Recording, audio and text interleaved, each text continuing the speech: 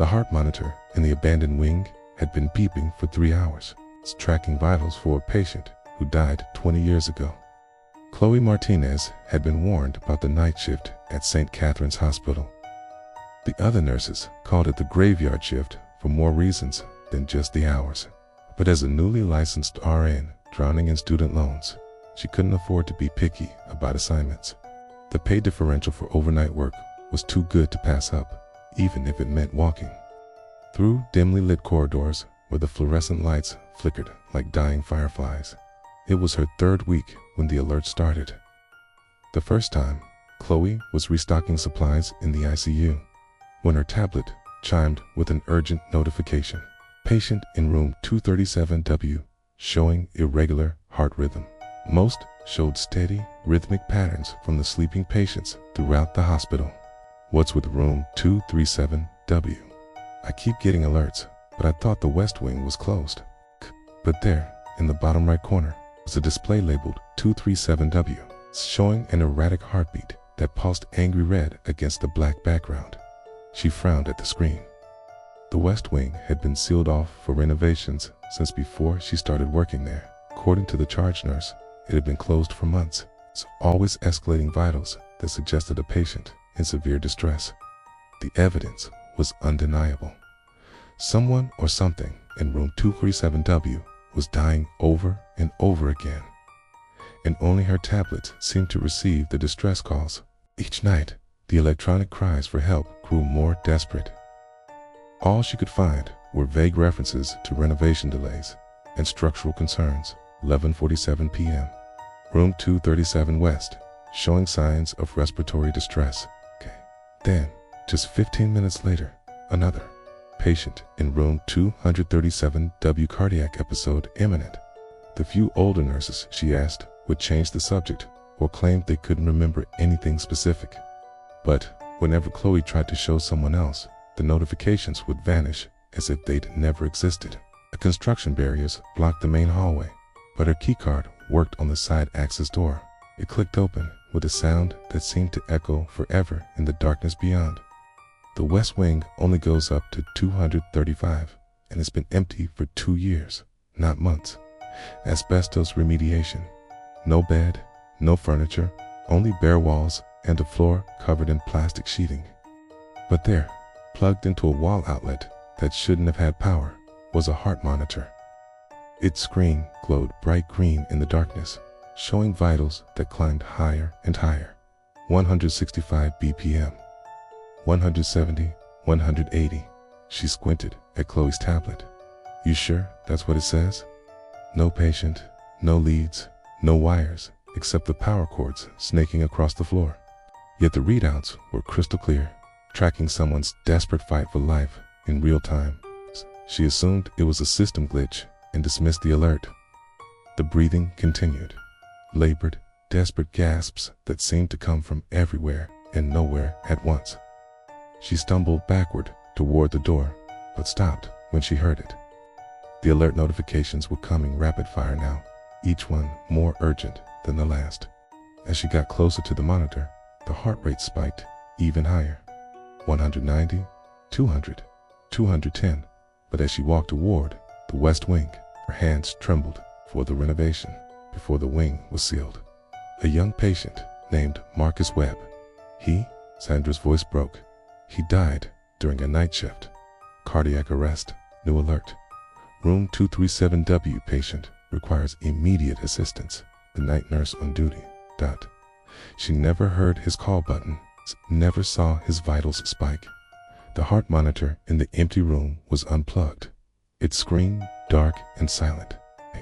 But in the dust on the floor around it, there were fresh footprints. By the time someone found him in the morning, it was too late. But 30 minutes later, another notification appeared.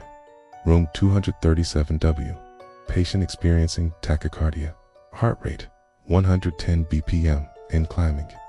I was supposed to check on him, but I got busy with other patients. Her replacement lasted exactly 1 week before she too started receiving alerts from a room that did unexist. For a patient who had been dead for 20 years, the guilt is why I became a charge nurse, to make sure It never happened again. Chloe walked to the central monitoring station, where all patient vitals were displayed on a wall of screens. Chloe's footsteps echoed off bare walls where patient room numbers climbed steadily. 231W, 233W, 235W. "Hey, Sandra," Chloe called to the charge nurse.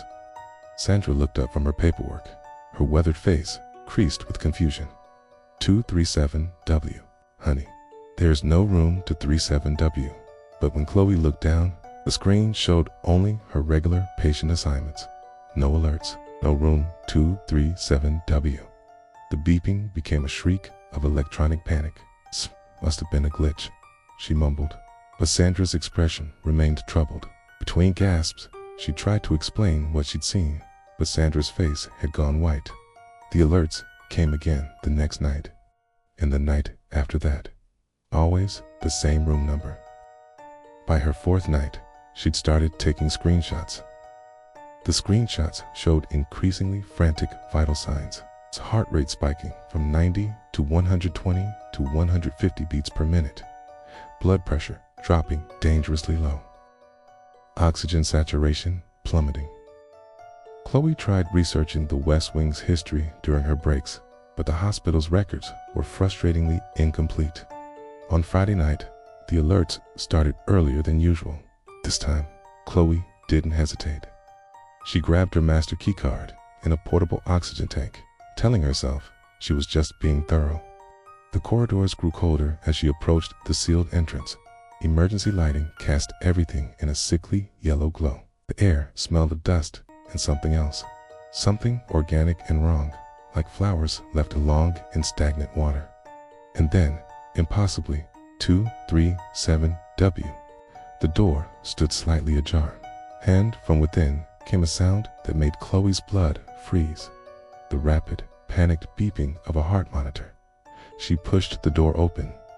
The room was empty, just like the others. The machine wasn't connected to anything.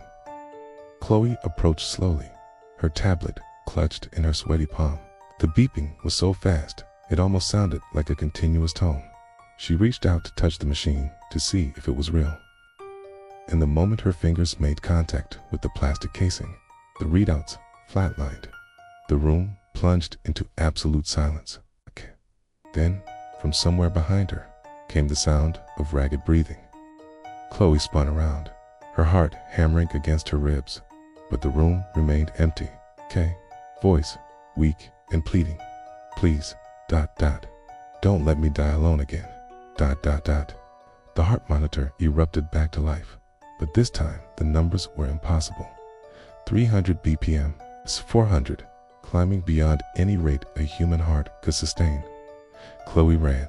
She didn't stop running until she reached the main hospital, where she found Sandra at the nurse's station. "Chloe," Sandra whispered, "I need to tell you something. There was a room 237W 20 years ago." Sandra looked down at her hands. "That nurse was me. I was new then, like you." Chloe's tablet chimed, but when they both looked at the screen, all they saw was Chloe's regular assignment list. No alerts, no room 237W. The next morning, maintenance found the West Wing's access door wide open. 2 sets. Chloe requested a transfer to the day shift. Marcus Webb is still waiting for someone to answer his call. Ben never told anyone what he saw during his surgery. He knew they'd never believe him. The herniated disc had been pressing on Ben's nerve for months, sending lightning bolts of pain down his left leg every time he moved. At the time he finally scheduled the spinal fusion surgery, he was desperate for relief. At 34, he'd never been under general anesthesia before, and the idea terrified him more than the operation itself. Dr. Martinez had been reassuring during the consultation. "It's a routine procedure, Ben. You'll be unconscious the entire time. When you wake up, the worst of your pain will be gone." The morning of the surgery arrived gray and cold. Ben's wife, Sarah, drove him to the hospital in silence, both of them lost in their own anxious thoughts. The pre-op area buzzed with quiet efficiency. Nurses checking vitals, anesthesiologists reviewing charts, the familiar antiseptic smell that made Ben's stomach turn. Just a little pinch, the anesthesiologist said as she inserted the 4.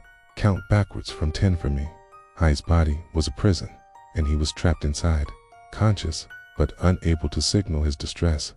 Ben discovered that if he focused, he could make out shapes reflected in its polished chrome surface. The reflection was distorted, funhouse-like, but it was his only window into what was happening to his exposed body below. The team worked in focused concentration, occasionally murmuring to each other in medical terminology he couldn't understand. Ben found a strange comfort in their professionalism, their obvious skill. Ben made it to 7 before the world dissolved. He could hear the rhythmic beeping of monitors, the soft whoosh of the ventilator breathing for him. Its head was hairless and oval, tilted at an unnatural angle as it observed the surgery. But as he stared harder into the distorted reflection, his blood began to chill. He tried to open his eyes, to move his fingers, to call out, but his body refused to respond. Even in the warped mirror, Ben could see that its fingers were grotesquely long, easily twice the length of normal human digits, and a sickly gray color that seemed to absorb the harsh surgical lighting. Sometimes its fingers would pause, hovering over his exposed spine, and Ben could swear he felt a cold presence touching his very soul. It was as if the creature existed in a space between spaces, visible only to Ben's paralyzed consciousness. When Dr. Martinez reached for a scalpel, the creature's fingers guided the motion. Kay's gray fingers danced with increasing fervor, and its featureless head tilted back in what looked like silent ecstasy.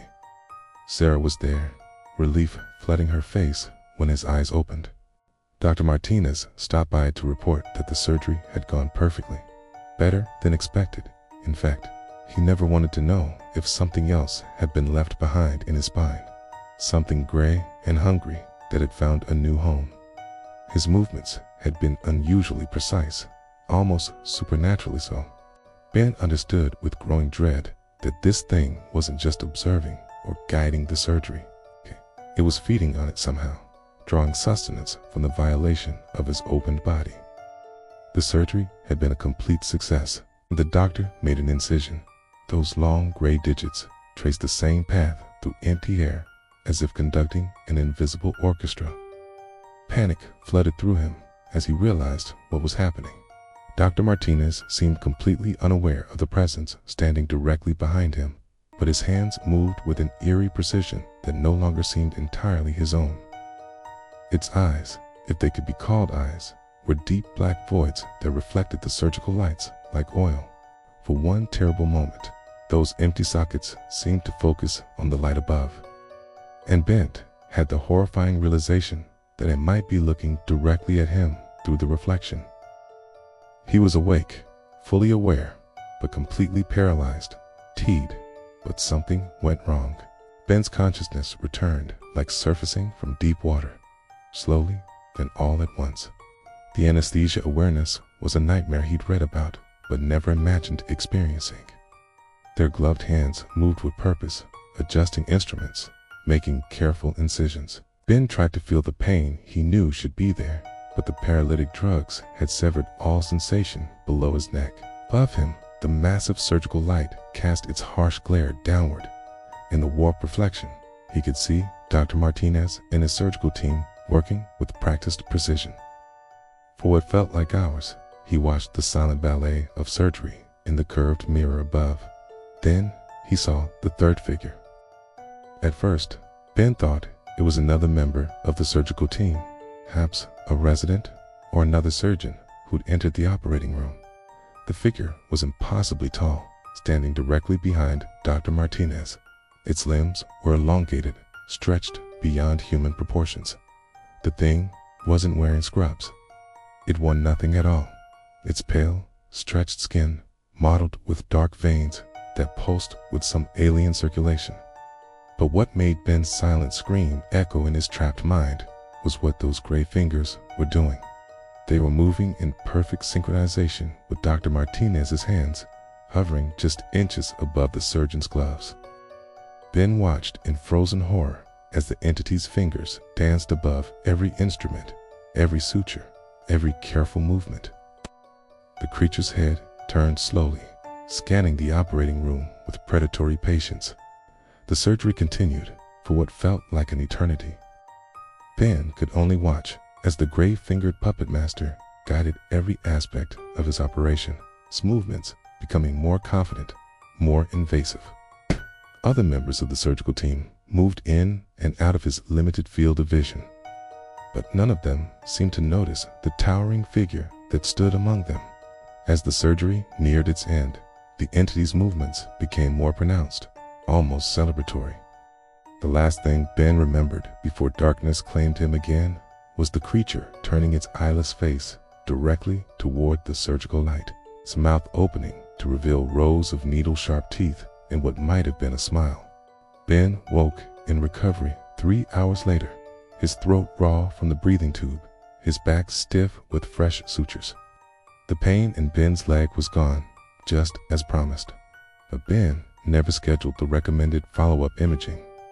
And sometimes, late at night, when his back aches in the cold, Ben can swear he feels those long, gray fingers still moving beneath his skin. Sometimes the worst prisons are the ones disguised as sanctuaries. Alex learned this the hard way when he discovered that forgetting who you are is unalways an accident. The first thing Alex noticed when consciousness crept back wasn't the pain.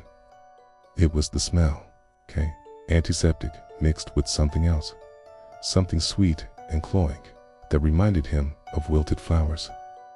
A voice, bright and cheerful, cut through the fog in his mind. When he finally managed to croak out words, they came as a whisper. Where, where am I? A woman in scrubs appeared at his bedside, her smile too wide, her eyes too intense.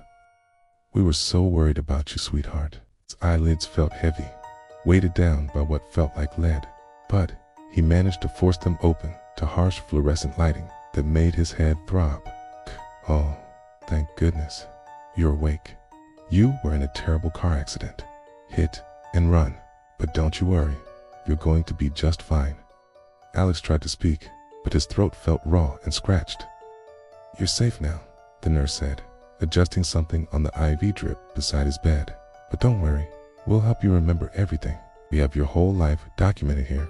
Photos, videos, even recordings of conversations you had with your family. The room was pristine white, almost blindingly so. Medical equipment hummed quietly in the corners, but something felt off about it all. In the dream, he was running through rain-soaked streets, looking over his shoulder at something pursuing him.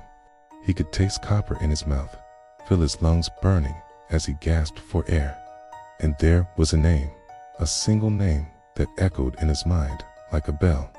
Marcus. Home videos of birthday parties where he couldn't remember blowing out the candles. All bore the name Alex Morrison and a photo that looked like him, or at least like him now. But something nagged at him about the documents. They looked too perfect, too crisp, like they'd been printed yesterday rather than carried in a wallet for years. Memories of running, of hiding, of looking over his shoulder constantly. The hospital had no emergency room, no parking lot filled with visiting families, no sounds of the outside world filtering in. The windows, he realized with growing horror, weren't windows at all. They were high-definition screens displaying looped footage of a city street. Memories of discovering something he shouldn't have seen, something that powerful people would kill to keep secret. Audio recordings of phone calls with his mother, discussing holidays he couldn't recall celebrating. He recalled working construction, feeling the satisfying ache in his muscles after a long day. But his supposed job was as an accountant in a sterile office building. Birth certificates, social security cards, driver's licenses, all pristine, all fake. Wedding photos showing him kissing a woman whose lips might as well have belonged to a stranger. We'd hoped the chemical amnesia would be permanent this time, but you've always been remarkably resilient. Your wife, Sarah, and your daughter, Emma, beautiful, aren't they? When you wake up, you'll be happy, we promise. Alex Morrison is real because we made him real. And in a few minutes, Marcus will be gone forever. But the thought slipped away like smoke, leaving nothing behind but the warm certainty that he was exactly where he belonged. He smiled back at them, feeling nothing but pure happiness in seeing his family again. And Alex will wake up tomorrow morning with no memory of this conversation. He'll be grateful for his recovery, excited to go home to his family. I think I remembered something. My name, ... It might be Marcus, not Alex. You saw something you shouldn't have seen, Marcus. Something that could have hurt a lot of very important people. It's what gave you a new life, a better life. But this time, there was nowhere to run. Alex Morrison has a loving family, a stable job, a bright future ahead of him. A blonde woman with kind eyes smiled back at him, her arm around a little girl with pigtails. They looked happy, normal, like any family you might see at a grocery store or park, okay? But as he studied their faces, searching for any spark of recognition, he felt nothing, okay? Not warmth, not love, not even the faintest whisper of familiarity. Oh no, honey, that's just confusion from the head trauma. Your name is Alex Morrison. We have all your identification right here. The machines looked too clean, too new, like they were props in a movie set rather than actual medical devices that had seen real use. I don't remember, Alex said, panic beginning to creep into his voice. I don't remember anything. It's completely normal with head trauma. Another voice chimed in. A doctor had entered the room, his white coat immaculate, his smile as unsettling as the nurse's. Temporary amnesia is quite common in cases like yours. But the good news is, we have everything we need to help you remember who you are. The doctor produced a thick manila folder and began spreading photographs across the bedside table. This is your family, he said warmly. Alex stared at the photos. I don't remember them, he admitted. Of course you don't. Not yet, the nurse said, patting his hand with fingers that felt strangely cold. Over the following days, they showed him more evidence of his supposed life. But it was during his fourth night there that the first real memory surfaced, and it didn't match anything they'd shown him. Alex woke in darkness, his heart pounding from a dream that felt more real than anything in the waking world. My name is Marcus, he whispered to the empty room. The next morning, when the nurse came with his medication, Alex asked her about it. The nurse's perpetual smile flickered for just a moment, so briefly that Alex almost missed it. She showed him a driver's license, a social security card, even a birth certificate. As days passed, more fragments returned. He remembered a cramped apartment that smelled like cigarettes and instant coffee. Nothing like the suburban home they claimed he lived in. And then there were the other memories, the ones that made his blood run cold. The breaking point came when Alex managed to get out of bed one night and explore the facility. What he found made his stomach drop. In a supply room, he found boxes of documents bearing dozens of different names, different faces, different lives. When he turned to leave, the doctor was standing in the doorway. You'll remember, don't you, Marcus? The man said, his kindly facade finally dropping away. Who are you people? Marcus asked, backing against the wall. We're the people who give second chances, the doctor replied, stepping closer. But it's not real, Marcus whispered. Reality is subjective, the doctor said, pulling a syringe from his coat. As the doctor approached, Marcus felt that familiar surge of adrenaline. The same feeling from his fragmented memories of running through rain-soaked streets. The last thing Marcus remembered was the sharp prick of the needle. And the doctor's voice, soft and almost sympathetic. Don't worry. Alex, the next morning, Alex Morrison opened his eyes to see his loving wife, Sarah, and daughter, Emma, standing beside his hospital bed. Tears of joy streaming down their faces. Somewhere in the back of his mind, a voice whispered a name, Marcus. But the thought slipped away like smoke, leaving nothing behind but the warm certainty that he was exactly where he belonged. and with that final story, we pull back from the abyss. For now, tales of ordinary lives brushing against the extraordinary, the terrifying, the unexplainable, from the shadow that mimics to the voice that calls from an empty house. We've seen tonight how thin the veil between our reality and a much darker one can be. These stories are not just fiction. They are born from real experiences, whispered in hushed tones, and shared to remind us that we are not always alone. And that's the most chilling thought, isn't it? Perhaps one of tonight's stories reminded you of something that happened to you, or to someone you know. A strange occurrence you've tried to forget. A noise in the night you rationalized away. A figure you saw for just a second. The details of your own brush with the darkness are what give this channel life. I invite you to leave your own story in the comments below. Let us know what you've seen in the shadows. If these stories sent a shiver down your spine, show your support by hitting that like button. It helps these tales reach others who need a reminder to check their locks at night. And if you haven't already, make sure you subscribe and click the notification bell. We have so many more stories to share, and you won't want to be left in the dark. Until next time, remember that you are not afraid of being alone. You are afraid of the bone-deep certainty that you are not.